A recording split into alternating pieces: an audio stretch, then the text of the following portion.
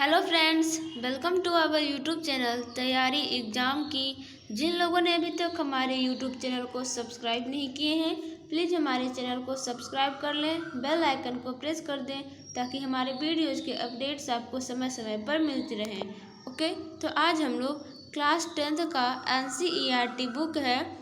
Chapter का नाम है विष के दांत, जिनके लेखक नलिन बिलोचन शर्मा जी हैं। आप फोटो भी देख सकते हैं यहाँ पे, और हिंदी है। ये एक प्रकार का कहानी है जिसका हम लोग संपूर्ण पाठ का हल देखने वाले हैं। तो वीडियो को एंड तक जरूर देखिएगा और चैनल पे नए हैं तो सब्सक्राइब जरूर कीजिएगा। देखिए, हम लोग आ चुके हैं यहाँ पे। पाठ 2 है विष के दांत, जिनके लेखक हैं नलिन बिलोचन शर्मा। ठीक है, तो आज हम लोग इसका क्वेश्चन आंसर देखने वाले हैं। तो हम लोग आए हैं पाठ के साथ। क्वेश्चन नंबर 1 है, कहानी के शीर्षक की सार्थकता स्पष्ट कीजिए।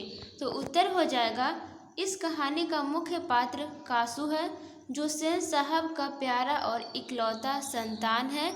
उन्हीं के कारखाने का एक किरानी गिरधर लाल है, जिसके पुत्र का नाम मदन है।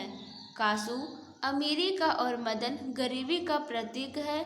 गाड़ी गंदा करने के क्रम में सेन साहब का शोफर मदन को ढकेलकर घायल कर देता है। इसी घटना के कारण मदन के मन में सेन परिवार के प्रति घृणा पैदा हो जाता है। एक दिन मदन द्वारा अपने आवारागर्द दोस्तों के साथ लट्टू खेलते समय कासू पहुंच जाता है और उसके खेल में शामिल होना चाहता है। ठीक है, मदन उसका प्रतिकार करता है और दोनों में भयानक झगड़ा होता है।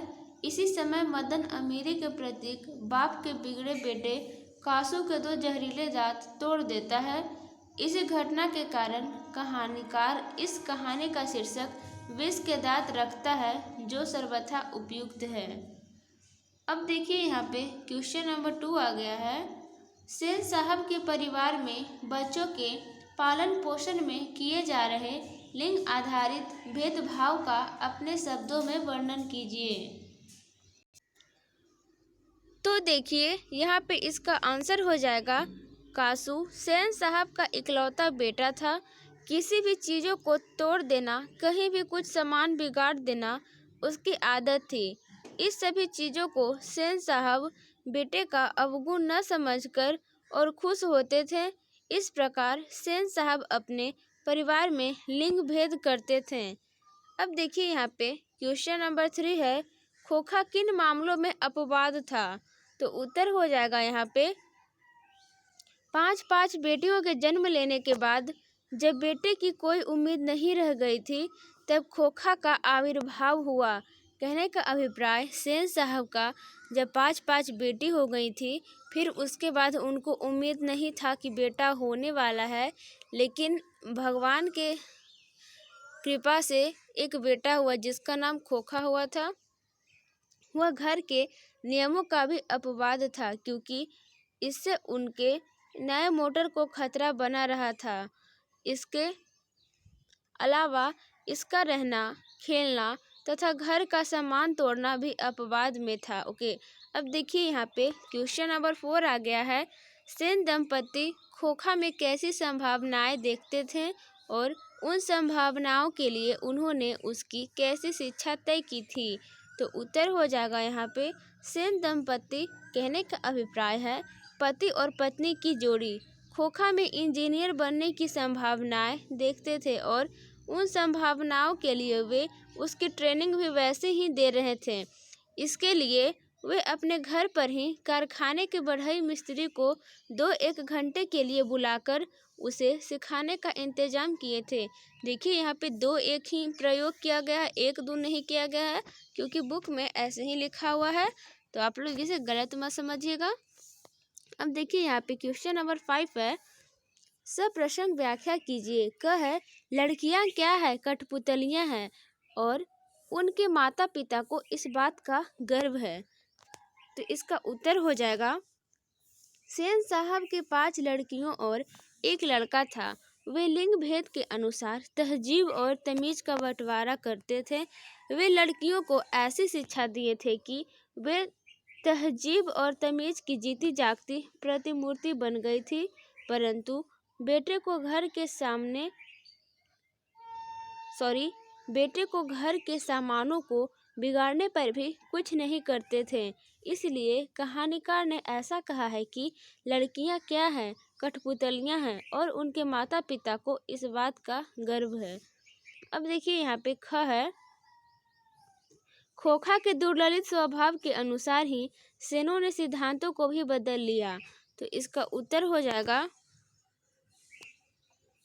सेन साहब द्वारा खोखा में इंजीनियर बनने के लक्षण दिखने के कारण सेन साहब अपने कारखाने के बढ़ई मिस्त्री को 2-1 घंटे के लिए बुलाकर खोखा को प्रशिक्षित करवाते थे। अतः खोखा के दुर्ललित स्वभाव होने के कारण सेन दंपति ने सिद्धांतों को बदल लिया था। अब देखिए यहाँ पे ग है,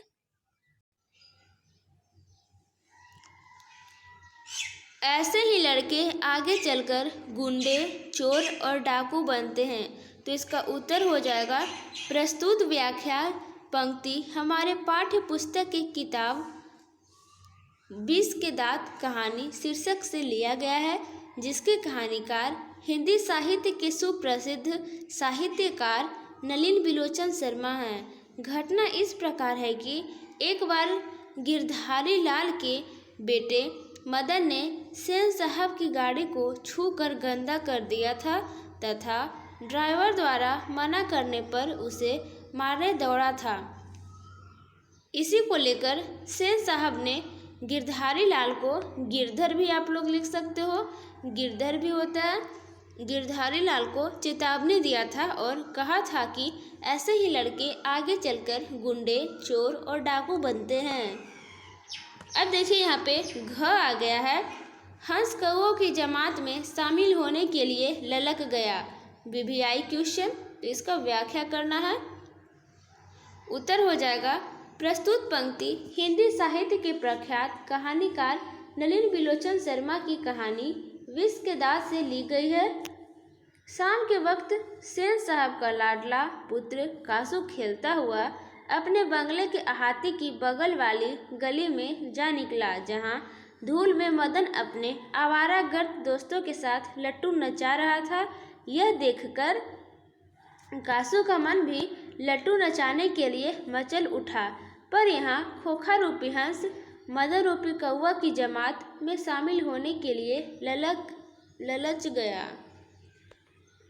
ठीक है, अब देखिए यहाँ पे हंस कहने का अभिप्राय, हंस को यहाँ पे खोखा को संबोधित किया गया है और कौआ से मदन को संबोधित किया गया है। तो आपको ध्यान में रखना है, इस टाइप का भी क्वेश्चन ऑब्जेक्टिव में पूछ देता है कि 20 के दांत कहानी में हंस कौन है। ऑप्शन रहेगा खोखा, कासू, मदन, गिरधर। ठीक है, इस टाइप का रहता है, तो आप लोग अच्छे से देखिएगा। क्वेश्चन नंबर 6 आ गया आप लोगों के पास, सेन साहब के और उनके मित्रों के बीच क्या बातचीत हुई और पत्रकार मित्र ने उन्हें किस तरह उत्तर दिया। तो यहाँ पे आंसर हो जाएगा, सेन साहब के और उनके मित्रों के बीच सेन साहब के बेटे की स्कूली शिक्षा पर बातचीत हुई और पत्रकार महोदय से उनके बेटे के विषय पर प्रश्न किया गया।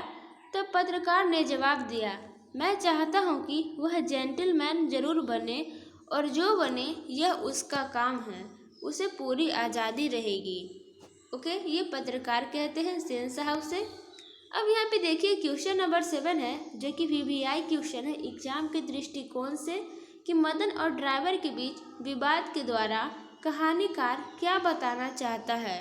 तो उत्तर हो जाएगा, मदन और ड्राइवर के विवाद के द्वारा कहानीकार यही बताना चाहता है कि महल और झोपड़ी वालों की लड़ाई में अक्सर महल वाले ही जीतते हैं, पर उसी हालत में जब दूसरे झोपड़ी वाले उनकी मदद अपने ही खिलाफ करते हैं। ठीक है, अब देखिए यहाँ पे क्वेश्चन नंबर 8 है, कासू और मदन के बीच झगड़े का कारण क्या था। इस प्रसंग के द्वारा लेखक क्या दिखाना चाहता है। ये भी वीवीआई क्वेश्चन है। तो उत्तर हो जाएगा कासू और मदन के बीच लट्टू नचाने को लेकर झगड़े हुए थे।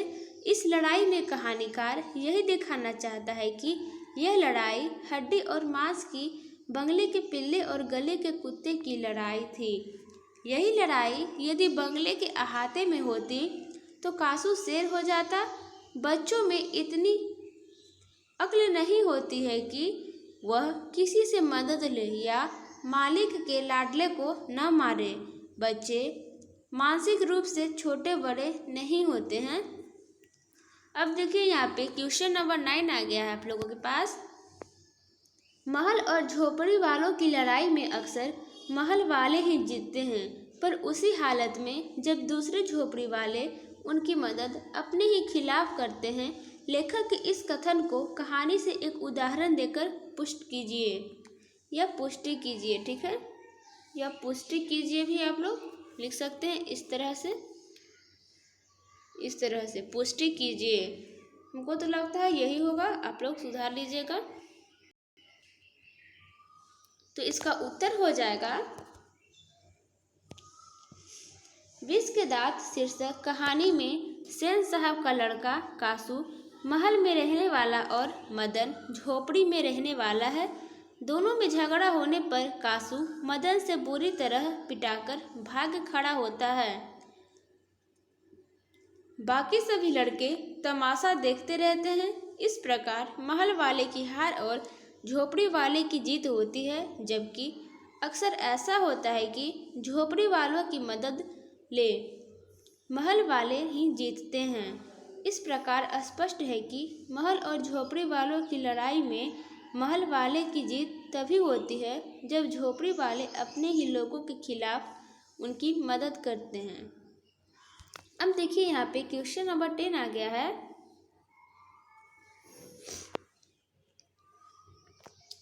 रोज रोज अपने बेटे मदन की पिटाई करने वाला गिरधर मदन द्वारा कासू की पिटाई करने पर उसे दंडित करने की बजाय अपनी छाती से क्यों लगा लेता है?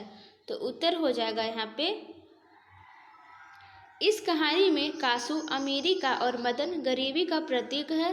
गिरधर के सेन साहब के यहाँ नौकरी करने पर ही बार बार उसे सेन साहब के द्वारा उसके बेटे को लेकर प्रताड़ित किया जाता है, परंतु अपनी नौकरी की वजह से गिरधर कभी भी अपने मालिक का विरोध नहीं करता है। परंतु मदन द्वारा कासू के 2 जहरीले दांत तोड़ दिए जाने पर गिरधर गर्व का अनुभव करता है कि जो काम उसने नहीं किया वह काम उसके बेटे ने कर दिखाया। इसलिए गिरधर, यहाँ पे कासू लिखा हुआ है शॉर्ट में, यहाँ पे कासू लिखा हुआ है, ठीक है। इसलिए गिरधर कासू की पिटाई करने के बावजूद भी अपने बेटे को पीटने के बजाय छाती से लगा लेता है, ठीक है। अब देखिए यहाँ पे क्वेश्चन नंबर 12 आ गया है आप लोगों के पास। आपकी दृष्टि में कहानी का नायक कौन है? तर्कपूर्ण उत्तर दें। यहाँ पे आंसर हो जाएगा, हमारी दृष्टि से इस कहानी का नायक मदन है, क्योंकि शुरू से अंत तक उसी के इर्द गिर्द कहानी केंद्रित है। कहानी के ऊपर में लिखा हुआ है, कहानी के प्रारंभ में मदन गाड़ी को गंदा करने पर शोफर का विरोध करता है और उसके द्वारा घायल कर दिया जाता है। कहानी के अंत में वह कासू को बुरी तरह पीटता है और उसके 2 जहरीले दांत तोड़ देता है। यदि इस कहानी से मदन को निकाल दिया जाए तो कहानी का ताना बाना भी छिन्न भिन्न हो जाएगा। अतः हम निसंदेह कह सकते हैं कि इस कहानी का नायक मदन ही है। ओके, आप लोग इस कहानी को ज़रूर पढ़िएगा। जो क्लास 10th का बुक होता है उसे आप लोग ज़रूर से ज़रूर रीडिंग दीजिएगा, क्योंकि बहुत ही इम्पोर्टेंट हो जाता है NCERT का बुक पढ़ना। ओके, तभी आप लोग 95+ नंबर स्कोर कर सकते हो और क्वेश्चन आंसर को बना के अच्छे तरह से समझना है, ठीक है। मिलते हैं अगले वीडियो में। अगर अभी तक आपने मेरे चैनल को सब्सक्राइब नहीं किए हैं तो प्लीज़ सब्सक्राइब कर लें, बेल आइकन को प्रेस कर दें। अगर वीडियो अच्छा लगा होगा तो ज़्यादा से ज़्यादा अपने दोस्तों में शेयर करें।